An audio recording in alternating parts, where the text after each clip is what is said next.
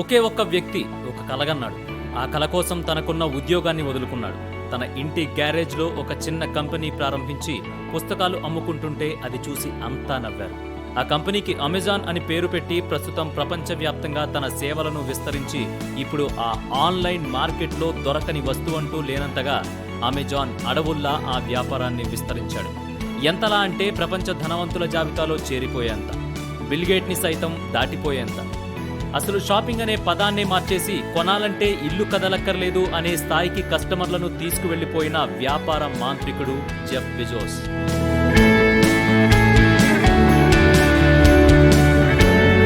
1964వ సంవత్సరంలో మెక్సికోలో జన్మించాడు. సైన్స్ అన్నా టెక్నాలజీ అన్నా విపరీతమైన ఇష్టం. 18వ ఏటే చిన్నపిల్లలకు సైన్స్ క్యాంపులు ఏర్పాటు చేసి ఆ వయసులోనే బిజినెస్కి బీజం వేశాడు. ఖాళీ సమయాల్లో మెక్డొనాల్డ్స్లో పనిచేసేవాడు. జెఫ్ బెజోస్ ఏ పని చేయడానికైనా ఇష్టపడేవాడు. ఇలా ఆడుతూ పాడుతూ కంప్యూటర్ సైన్స్, ఎలక్ట్రానిక్ ఇంజనీరింగ్లో డిగ్రీ పూర్తి చేశాడు. మంచి ఉద్యోగం వచ్చింది. అదే కంపెనీలో ఓ అందమైన అమ్మాయితో ప్రేమ వివాహం జరిగింది. మంచి ఉద్యోగం, మనసుకు నచ్చిన అమ్మాయి. కానీ జెఫ్ బెజోస్కి ఏదో వెలితిగా అనిపించింది. తనే సొంతంగా ఏదో ఒకటి చేయాలనుకున్నాడు. ఇంటర్నెట్ మంచి గ్రోత్లో ఉన్న ఆ సమయంలో అప్పుడే జెఫ్ బెజోస్కి ఒక ఆలోచన వచ్చింది. అదే ఆన్లైన్లో వస్తువులు అమ్మాలనే ఆలోచన.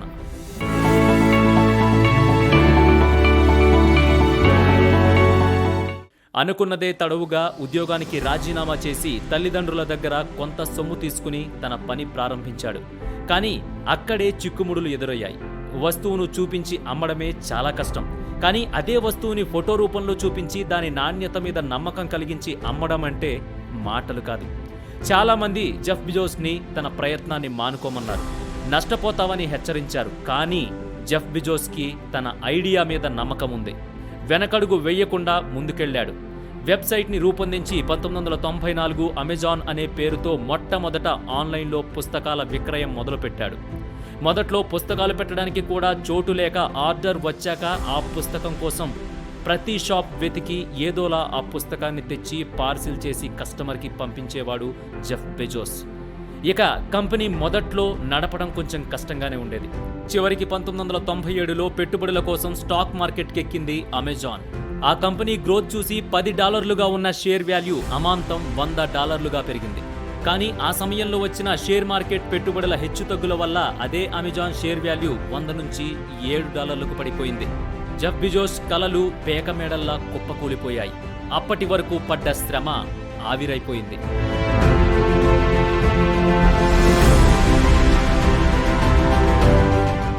ఇక అంతా అయిపోయిందని అనుకున్నారంతా. కానీ ఇంకా ఎంతో ఉంది అనుకున్నాడు జెఫ్ బెజోస్. వెబ్సైట్లో మరిన్ని మార్పులు చేశాడు.